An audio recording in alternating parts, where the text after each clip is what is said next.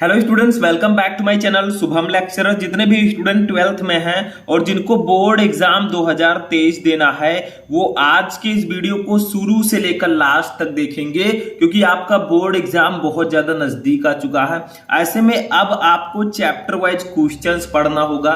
किस चैप्टर में कौन कौन से टॉपिक इंपॉर्टेंट है, कौन कौन से क्वेश्चन इंपॉर्टेंट है, उन सभी को पढ़ना होगा ताकि कम से कम समय में आप 12th केमिस्ट्री की तैयारी अच्छे से कर सकें और 90% प्लस मार्क अचीव कर सकें। तो आज के इस वीडियो में मैं आपको क्लास 12 केमिस्ट्री के चैप्टर 10 जिसका नाम है अल्कोहल, फिनॉल एवं ईथर, इस चैप्टर के जितने भी इंपॉर्टेंट क्वेश्चन है जो आपके बोर्ड एग्जाम में इस बार आ सकते हैं उन सभी क्वेश्चन को मैं आपको बताऊंगा। देखिए, इससे पहले जो आपके चैप्टर था हाइलो एल्केन तथा हाइलो एरीन, उस चैप्टर का क्वेश्चन मैं आपको ऑलरेडी बता चुका हूं। आप हमारे चैनल पर जाकर देख सकते हैं। और जो आपका चैप्टर 1 2 3 4 5 6 था उसके भी क्वेश्चंस मैं आपको बता चुका हूं। तो आज बारी है चैप्टर 10 की, जो कि सबसे इंपॉर्टेंट चैप्टर है आपके केमिस्ट्री का, क्योंकि इससे विस्तृत उत्तरीय प्रश्न भी आते हैं, अति लघु उत्तरीय प्रश्न भी आते हैं और बहुविकल्पीय प्रश्न भी आते हैं। ठीक है, तो ये बहुत ही इंपॉर्टेंट चैप्टर है।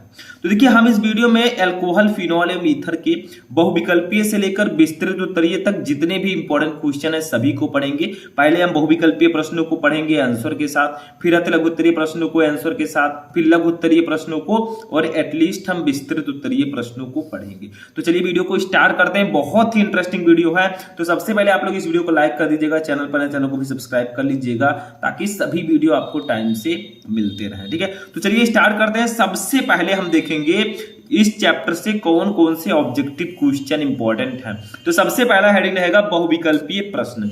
तो इस चैप्टर से जो ऑब्जेक्टिव क्वेश्चन इंपॉर्टेंट है, देखिए सबसे पहला क्वेश्चन है, ग्लूकोज को एथिल अल्कोहल में परिवर्तित करने के लिए प्रयुक्त एंजाइम है। यानी कि जो हमारा ग्लूकोज होता है C6H12O6, उसको एथिल अल्कोहल यानी कि C2H5OH में कौन सा एंजाइम परिवर्तित करता है, यानी कि कौन सा एंजाइम परिवर्तित करने के लिए सहायक होता है। फर्स्ट है इन्वर्टेज, सेकंड है जाइमेज, थर्ड है डायस्टेज, फोर्थ है ये सभी। तो देखिए, जो जाइमेज एंजाइम होता है ये ग्लूकोज को एथिल अल्कोहल में चेंजेस करने के लिए प्रयुक्त होता है। ठीक है, यानी कि इसका उपयोग ग्लूकोज को एथिल अल्कोहल में परिवर्तित करने के लिए किया जाता है। दूसरा क्वेश्चन, मोस्ट इंपोर्टेंट क्वेश्चन, देखिए परिशोधित स्पिरिट में अल्कोहल होता है, यानी कि जो परिशोधित स्पिरिट होता है इसमें कितने प्रतिशत अल्कोहल पाया जाता है। फर्स्ट है 100%, सेकंड है 95.5%, थर्ड है 75%, फोर्थ है 5.6%। तो इसका राइट आंसर होगा ऑप्शन नंबर सेकंड, 95.5%। देखिए, जो परिशोधित स्पिरिट होता है इसमें जो अल्कोहल की मात्रा होती है वो 95.5% होती है। ठीक है, नेक्स्ट क्वेश्चन देखिए, थर्ड क्वेश्चन क्या है, सांद्र H2SO4 की उपस्थिति में फिनॉल को थाइलिक एनहाइड्रोक्साइड के साथ गर्म करने पर बनता है। यानी कि अगर हम सांद्र H2SO4 की उपस्थिति में फिनॉल का फार्मूला क्या होगा, C6H5OH। ठीक है, अब इसको अगर हम थाइलिक एनहाइड्राइड के साथ H2SO4 की उपस्थिति में गर्म करें तो क्या बनेगा। फर्स्ट है थाइलिक अम्ल, सेकंड है फिनोन, थर्ड है क्विनोन, फोर्थ है फिनोफ्थेलिन। तो इसका राइट आंसर हो जाएगा ऑप्शन नंबर फोर्थ, फिनोफ्थेलिन। ठीक है, अगर हम फिनॉल को थाइलिक एनहाइड्रोक्साइड के साथ H2SO4 की उपस्थिति में गर्म करते हैं तो हमें प्राप्त होता है फिनोफ्थेलिन। ठीक है, ऑप्शन नंबर फोर्थ राइट होगा। तो ये आपका फोर्थ ऑप्शन राइट होगा। चलिए नेक्स्ट क्वेश्चन देखते हैं, क्योंकि इस चैप्टर से ऑब्जेक्टिव क्वेश्चन भी ज्यादातर आते हैं तो हमें ज्यादा से ज्यादा ऑब्जेक्टिव क्वेश्चन को कवर करना होगा। चलिए नेक्स्ट क्वेश्चन देखते हैं क्या है। अब देखिए, नेक्स्ट क्वेश्चन हमारा है फोर्थ नंबर, ल्यूकास अभिकर्मक के प्रयोग से पहचाना जाता है। यानी कि इस चैप्टर में ल्यूकास टेस्ट जो है बहुत ही इंपॉर्टेंट टॉपिक है। तो बताइए ल्यूकास परीक्षण किया क्यों जाता है, इसको किसको पहचानने के लिए इस प्रयोग को किया जाता है। फर्स्ट है नाइट्रो एल्केन, सेकंड है एल्कीन, थर्ड है एल्कोहल, फोर्थ है एल्किल एमीन। तो देखिए, जो एल्कोहल है इसी की पहचान करने के लिए ल्यूकास अभिकर्मक का प्रयोग किया जाता है। प्राथमिक, द्वितीयक एवं तृतीयक एल्कोहल के विभेद में यानी कि अंतर करने में इसका उपयोग करते हैं। अब देखिए, इसका उपयोग तो करते हैं लेकिन आखिर ल्यूकास अभिकर्मक है क्या। तो ल्यूकास अभिकर्मक है, इसका फॉर्मूला क्या होगा। फर्स्ट है सांद्र HCl प्लस निर्जल ZnCl2, सेकंड है PDBaSO4, थर्ड है तनु HCl प्लस निर्जल ZnCl2 और फोर्थ है इनमें से कोई नहीं। तो इसका राइट आंसर होगा ऑप्शन नंबर फर्स्ट, सांद्र HCl प्लस निर्जर ZnCl2। ये जो फॉर्मूला होता है ल्यूकास अभिकर्मक का होता है। गलती मत कीजिएगा, यहां पर अगर तनु आ जाता है तो ये गलत है। सांद्र HCl रहेगा और निर्जल ZnCl2 रहेगा, क्योंकि बहुत सारे स्टूडेंट कंफ्यूज रहते हैं कि सांद्र सही है कि तनु सही है, तो सांद्र वाला आप याद रखिएगा, ठीक है। क्योंकि देखिए ल्यूकास एक ट्रिक से आप याद कर सकते हैं। देखो ल्यूकास के लास्ट में क्या है, सा, और सांद्र के स्टार्टिंग में क्या है, सा, ठीक है। तो सा और सा से आप याद कर सकते हैं, ध्यान दीजिएगा। ल्यूकास इसके लास्ट में सा है, सांद्र में भी सा है, तो ये समझ लीजिए कि ये ल्यूकास अभिकर्मक के स्टार्टिंग में सा रहेगा, ठीक है। तनु में तो ता है, तो ये अलग हो जाता है, ठीक है। तो ये ट्रिक है। नेक्स्ट देखिए हमारा 6 नंबर क्या है, फिनॉल को नाइट्रिक अम्ल के साथ गर्म करने पर प्राप्त होता है। यानी कि मान लीजिए हम फिनॉल C6H5OH को हम नाइट्रिक अम्ल HNO3 के साथ गर्म करें तो क्या बनेगा। फर्स्ट है क्लोरीटोन, सेकंड है पिक्रिक अम्ल, थर्ड है मेथॉक्सीबेंजीन, फोर्थ है बेंजीन। तो इसका राइट आंसर होगा ऑप्शन नंबर सेकंड, पिक्रिक अम्ल, ठीक है। अगर फिनॉल को नाइट्रिक अम्ल के साथ गर्म करेंगे तो पिक्रिक एसिड बनेगा, सेकंड ऑप्शन राइट होगा। अच्छा 7 नंबर क्वेश्चन देखिए, हमारे इस चैप्टर का लास्ट ऑब्जेक्टिव क्वेश्चन है। यानी कि इस चैप्टर में 7 ऑब्जेक्टिव क्वेश्चंस ऐसे हैं जो मोस्ट इंपॉर्टेंट है। देखिए क्या है, ल्यूकास अभिकर्मक का प्रयोग मोनोहाइड्रिक अल्कोहल के विभेद में किया जाता है। किस मोनोहाइड्रिक अल्कोहल, प्राथमिक, द्वितीयक, तृतीयक या इनमें से सभी।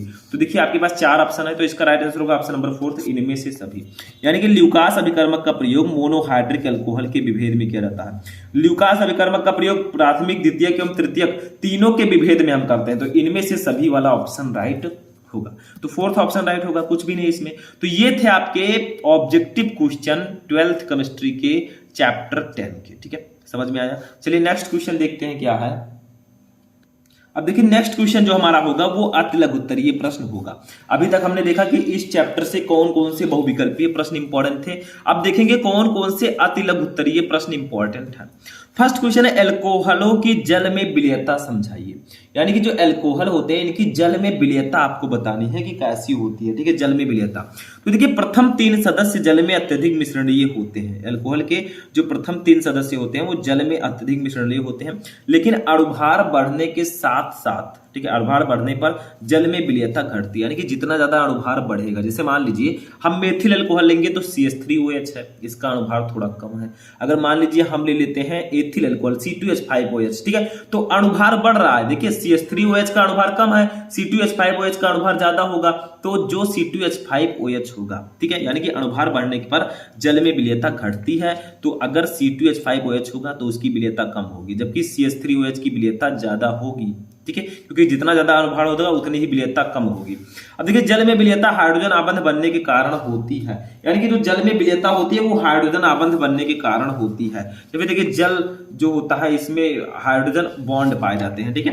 तो जल में विलयता जो है हाइड्रोजन बंध बनने के कारण होती है, क्योंकि अल्कोहल तथा जल में उपस्थित OH समूह अत्यधिक ध्रुवीय होते हैं। यानी कि जो OH समूह होता है, बताइए अल्कोहल का फंक्शनल ग्रुप क्या है, OH। तो OH समूह अत्यधिक ध्रुवीय होते हैं। उच्च सदस्य में प्लस आई प्रभाव, ठीक है, के कारण OH समूह कम ध्रुवीय होते हैं। इस प्रकार इसमें हाइड्रोजन आबंध बनाने की कम प्रवृत्ति होती है, अतः ये कम विलीय होते हैं। यानी कि जितना ज्यादा अणुभार बढ़ता जाएगा, जैसे मेथिल अल्कोहल की विलयता ज्यादा होगी, ठीक है, और एथिल अल्कोहल ले लिया जाए तो थोड़ी उससे कम होगी, उससे भी प्रोपिल अल्कोहल ले लें तो थोड़ी और कम होगी। ऐसे जैसे जैसे अणुभार बढ़ेगा उसकी जल में विलयता उतनी ही घटेगी, ये याद रखिएगा, ठीक है। तो ये होगी अल्कोहल की जल में विलयता। नेक्स्ट क्वेश्चन देखते हैं, क्वेश्चन नंबर 2 क्या है, इसको समझिए। देखिए क्या होता है जब मेथिल अल्कोहल एसिटिल क्लोराइड के साथ अभिक्रिया करता है। यानी कि क्या होगा अगर हम मेथिल अल्कोहल की क्रिया एसिटिल क्लोराइड के साथ करा देंगे। तो इसमें करना क्या है, हमें मेथिल अल्कोहल का पहले फॉर्मूला लिखना है। रिएक्शन देख रहे हैं हम CH3OH, ठीक है। इसकी क्रिया हमें किससे करानी है, एसिटिल क्लोराइड से। एसिटिल क्लोराइड का फॉर्मूला होता है CH3COCl, ये हमारा है एसिटिल क्लोराइड।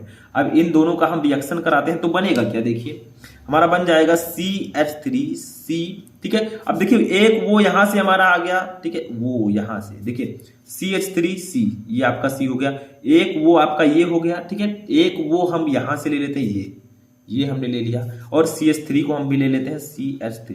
यानी कि यहां से CH3CO हमने ले लिया और यहां से OCH3 ले लिया, बचा क्या, H बचा यहां पर और Cl बचा यहां पर, तो HCl हमारा बाहर निकल जाएगा। तो आप कह सकते हैं कि जब मेथिल अल्कोहल एसिटिल क्लोराइड के साथ क्रिया करके मेथिल एसीटेट बनाती है, इसका नाम होगा मेथिल एसीटेट।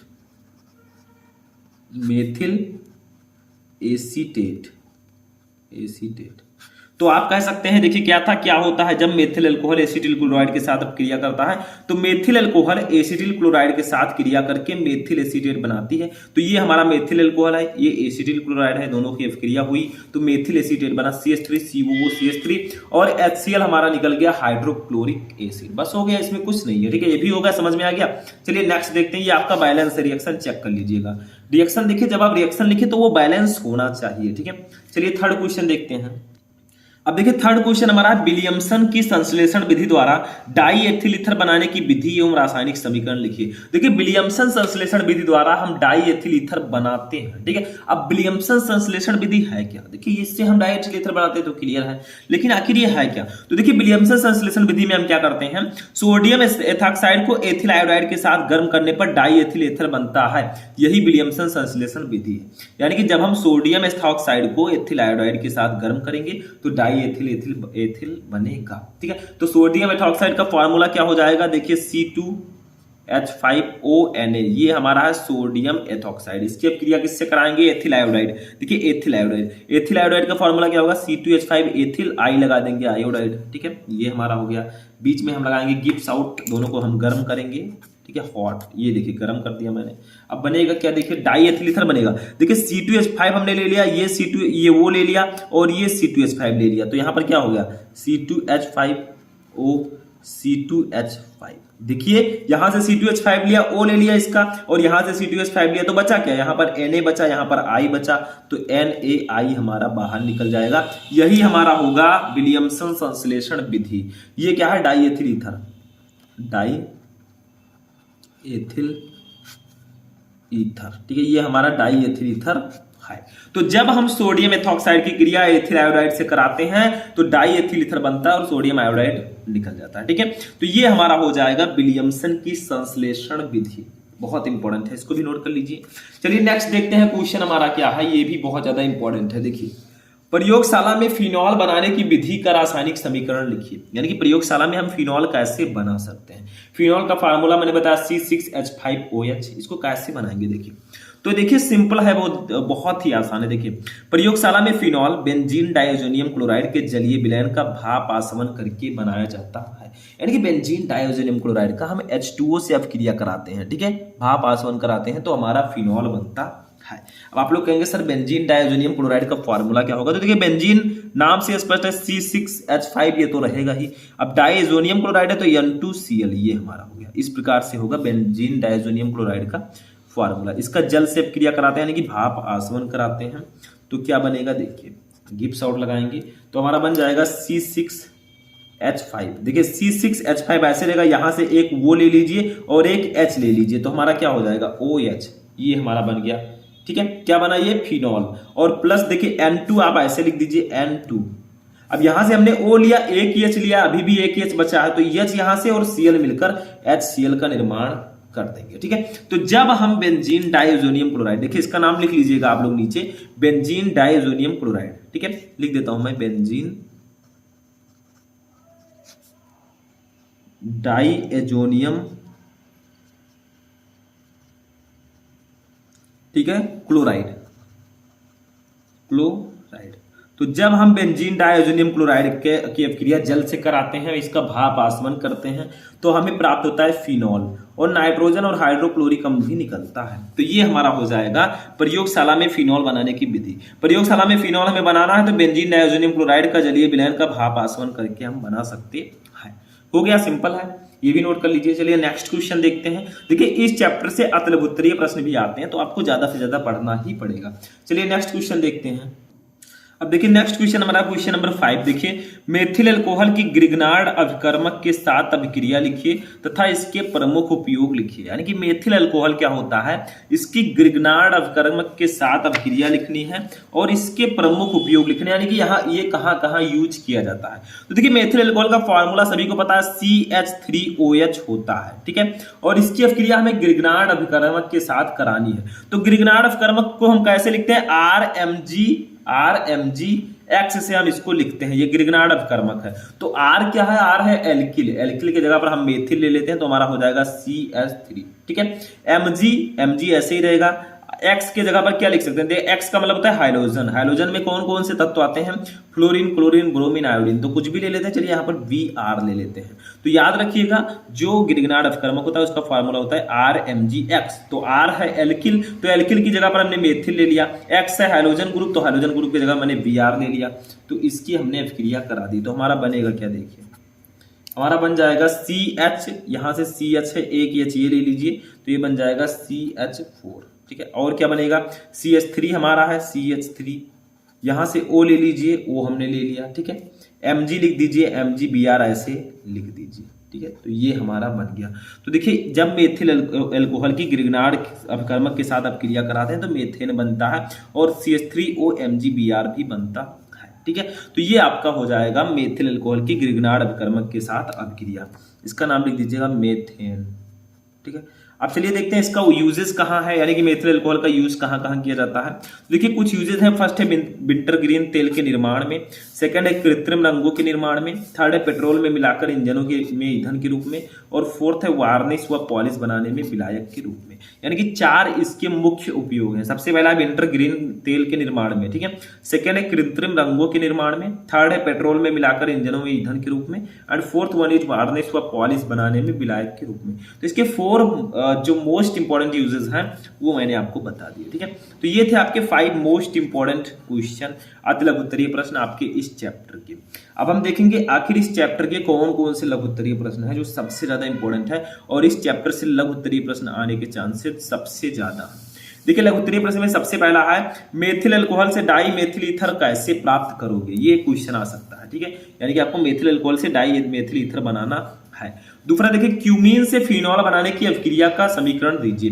क्यूमीन से हम फिनॉल कैसे बना सकते हैं, इसका आपको समीकरण लिखना है। थर्ड है प्राथमिक द्वितीयक तथा तृतीयक अल्कोहलों के परस्पर अंतरों को किसी एक विधि द्वारा स्पष्ट पहचान कीजिए। एक विधि का मतलब जैसे आप ल्यूकास टेस्ट ही ले लीजिए, ल्यूकास टेस्ट के द्वारा आप प्राथमिक द्वितीयक एवं तृतीयक अल्कोहल में विभेद कर सकते हैं, इसमें अंतर बता सकते हैं। ठीक है, तो किसी एक विधि को आपको बताना है। 2-3 विधियां हैं, एक आप कोई बता दीजिए। ठीक है, तो ये आपका हो जाएगा थर्ड क्वेश्चन। चलिए फोर्थ क्वेश्चन देखते हैं। अब देखिए नेक्स्ट क्वेश्चन हमारा है क्वेश्चन नंबर 4। देखिए प्राथमिक द्वितीयक तथा तृतीयक अल्कोहल में विभेद करने वाला एक रासायनिक परीक्षण लिखिए। ठीक है, यानी कि वही सेम चीज वही क्वेश्चन। ठीक है, आपको रासायनिक परीक्षण लिखना है, जैसे आपका ल्यूकास टेस्ट है वही आप लिख सकते हैं, कुछ और भी क्वेश्चन है वो भी आप लिख सकते हैं। क्वेश्चन नंबर 5 देखिए कुछ इस प्रकार का भी क्वेश्चन आता है कि निम्नलिखित को उदाहरण सहित समझाइए, यानी कि इसको आपको उदाहरण के साथ समझाना है। सबसे पहला है विलियमसन ईथर संश्लेषण, या इस प्रकार से भी आ सकता है कि विलियमसन संश्लेषण विधि, और दूसरा है असममित ईथर। ठीक है, तो ऐसे भी क्वेश्चंस आते हैं क्योंकि जो रिएक्शंस है नेम रिएक्शन इस चैप्टर के वो भी आपसे पूछे जाएंगे। ठीक है, तो लघु उत्तरीय प्रश्न में कुछ ऐसे क्वेश्चन आएंगे जो मोस्ट इंपोर्टेंट है आपके बोर्ड एग्जाम के लिए, तो इनको नोट कर लीजिएगा। अब देखते हैं विस्तृत उत्तरीय प्रश्न कौन कौन से हैं जो इस चैप्टर से आ सकते हैं। तो देखिए एक क्वेश्चन ऐसा है जो इस चैप्टर में सबसे ज्यादा इंपॉर्टेंट है, जो दूसरा क्वेश्चन है। फर्स्ट क्वेश्चन देखिए ये भी इंपॉर्टेंट है और आपके बोर्ड एग्जाम में आ चुका है, तो इसको भी नोट कर लीजिएगा। जैसे देखिए निम्न को समझाइए, ऐसे क्वेश्चन दिया जाएगा कि निम्न को समझाइए 1 2 3, यानी कि 3 स्टेप्स दिए जाएंगे, आपको उसको समझाना होगा। जैसे फर्स्ट है एल्कोहलों का अणुभार बढ़ने पर जल में इनकी विलेयता घटती है, ये आपको समझाना है। दूसरा है पावर अल्कोहल क्या है, उसका उपयोग क्या, what is power alcohol and what is the usages of power alcohol. ठीक है, एंड थर्ड है फिनॉल अम्लीय क्यों होते हैं, यानी कि फिनॉल जो होते हैं वो एसिडिक क्यों होते हैं, ये भी इंपॉर्टेंट है। तो ऐसे 3 रीजन आपसे पूछे जाएंगे, तीनों क्वेश्चन मैंने बता दिया यहाँ पर। ठीक है, अब इसका आंसर चाहिए तो मैं आपको जल्दी लेकर आऊंगा। एक क्वेश्चन और इसमें है जो विस्तृत उत्तरीय प्रश्न में मोस्ट इंपॉर्टेंट है। देखिए क्या है, डाई एथिल ईथर बनाने की प्रयोगशाला विधि का सचित्र वर्णन कीजिए, संबंधित अपक्रियाओं को रासायनिक समीकरण भी दीजिए और इसकी अंधेरे में क्लोरीन के साथ अपक्रिया का समीकरण दीजिए। यानी कि डाई एथिल अल्कोहल जो हमारा है C2H5O C2H5। ठीक है, ये कैसे बनाते हैं प्रयोगशाला विधि आपको बताना है और चित्र के साथ इसको समझाना है, ये 5 मार्क्स का आता है। ठीक है, तो ये था आपका पूरे चैप्टर का, यानी कि अल्कोहल फिनॉल एंड ईथर के पूरे चैप्टर के इंपॉर्टेंट क्वेश्चन। आप लोग कमेंट करके बताइएगा कि इन क्वेश्चन में से कितने क्वेश्चन आपको ऑलरेडी पता थे। तो आई होप कि आपको समझ में आ चुका होगा कि आपका जो 12th केमिस्ट्री का चैप्टर 10 है अल्कोहल फिनॉल एंड ईथर, इससे कौन कौन से क्वेश्चंस इंपॉर्टेंट हैं। तो आज का ये वीडियो यहीं पर फिनिश होता है। चलिए हम मिलते हैं किसी नेक्स्ट वीडियो में नेक्स्ट टॉपिक के साथ, तब तक आप लोग अपनी तैयारी करते रहें।